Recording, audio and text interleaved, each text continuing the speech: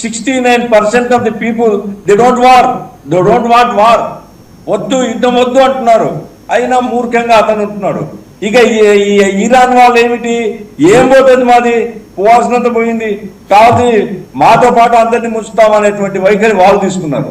ఇది ప్రపంచానికి నష్టము. కాబట్టి బ్రిక్స్ దేశాలు కదా అంటే మోడీ గారు ఏమైనా రిజర్వేషన్స్ ఉండని, ఎవరి అభిప్రాయాలు ఏమైనా ఉండని, నా పాయింట్ ఏమంటే మోడీ గారు చైనా రష్యాతో మాట్లాడి, రష్యా చైనా ఇండియా కలిసిందనుకోండి, ట్రంప్ కూడా పక్కకు పోలేడండి. సగం ప్రపంచాన్ని భిన్నంగా పోగలుగుతాడు ట్రంప్. ఆ రకంగా ఒత్తిడి తీసుకొని వచ్చి యుద్ధాన్ని ముందు ఆపాలి, ముందు శాంతి ఏర్పడాలి, ఆ తర్వాత చర్చల ద్వారా మిగతా సమస్యలు పరిష్కారం చేసుకోవాలి అనేది నా అభిప్రాయం. గఫూర్ గారు, చిన్న సబ్మిషన్. ఇందాక మీరు మాట్లాడుతున్నప్పుడు మత ఛాందసవాదుల కారణంగా కమ్యూనిస్టులు అక్కడ అదృశ్యం కాలేదండి.